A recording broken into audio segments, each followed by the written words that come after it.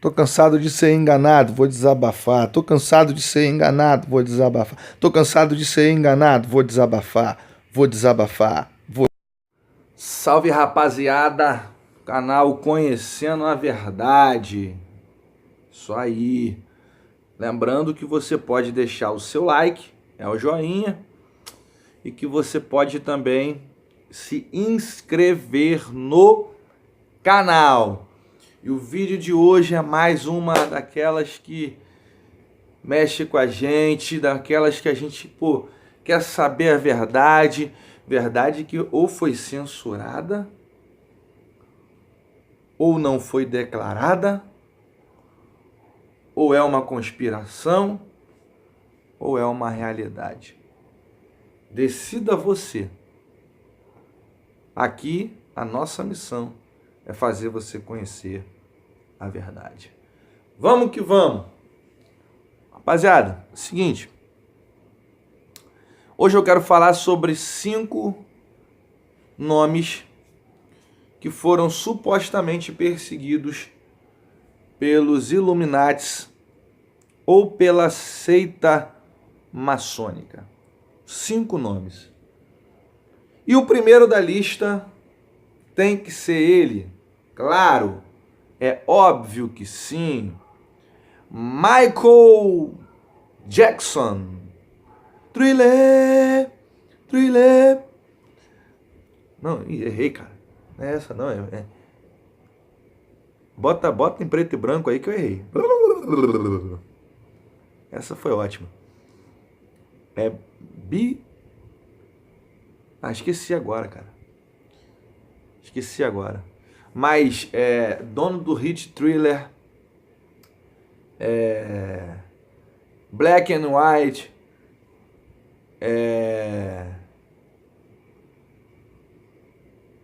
e dentre outros, como Billie Jean.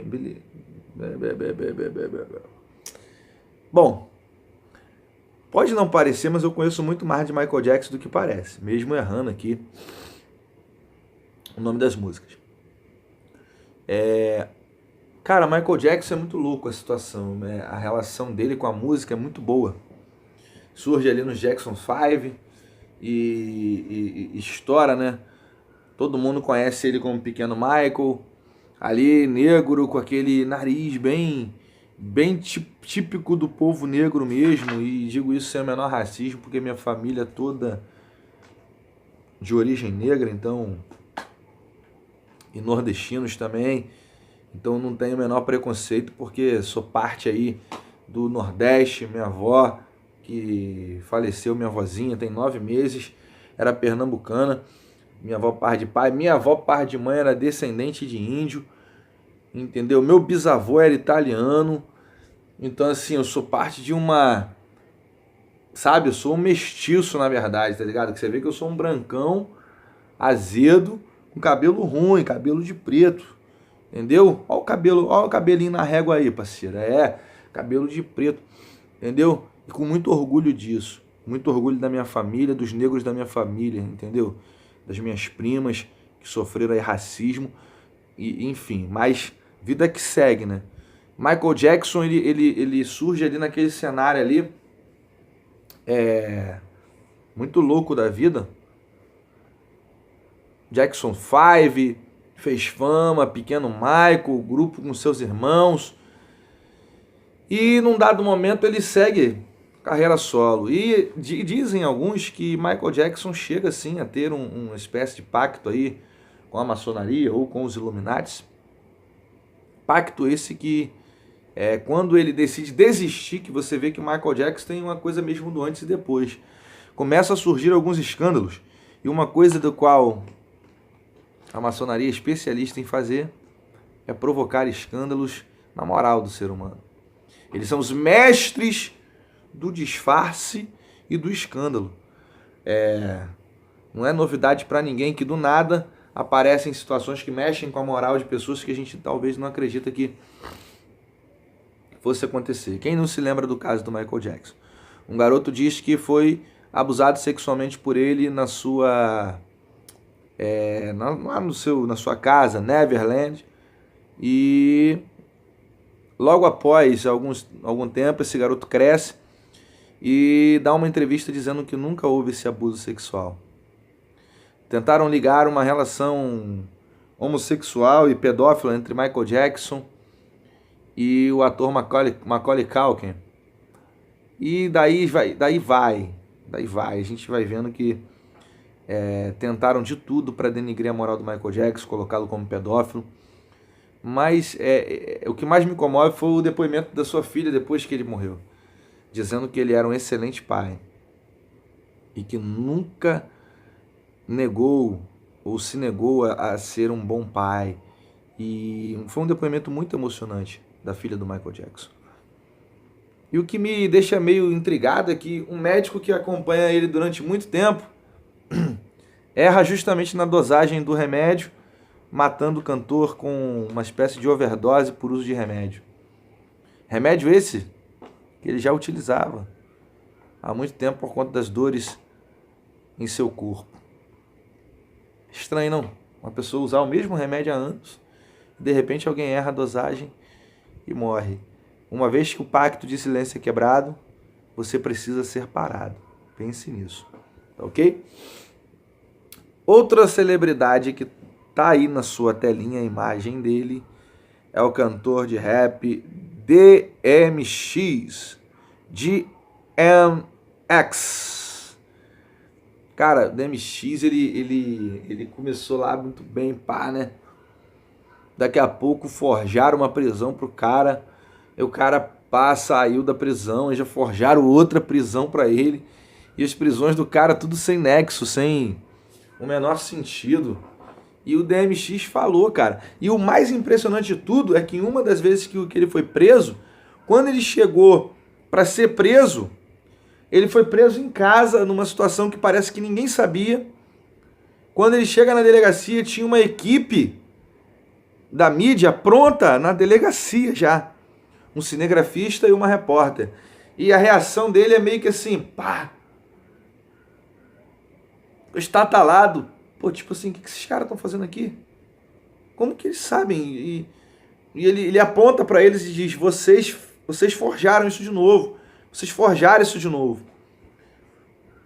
E DMX também teve a sua moral aí abalada por um escândalo.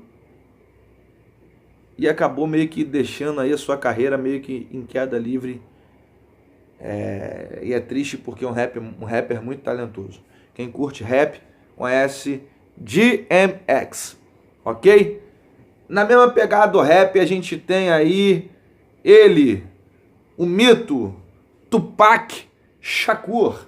Tupac Shakur que bailou ali com os Illuminati durante o tempo, chegou a fazer umas paradas, chegou a falar umas paradas, chegou a ficar do lado dos caras, mas aí na prisão ele tomou conhecimento e ele chega a falar uma frase que é o seguinte, ele falou, lá na sociedade quase ninguém sabe, nunca ouviu falar deles. Como que aqui dentro, no meio desses camaradas que muitos deles não tem nem estudo, como que esses caras conhecem essa organização e lá fora ninguém conhece?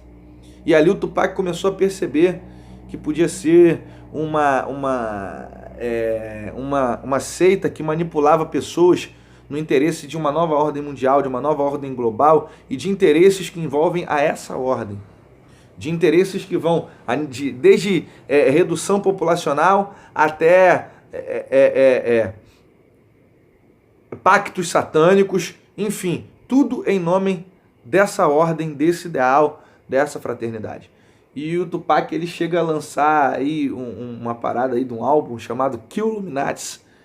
E depois disso começou a perseguição e começaram a forjar, visto que os cantores que hoje são os queridinhos da indústria, como Snoop Dogg e o ex-parceiro do Notorious Big, eles hoje são os queridinhos aí da mídia, né?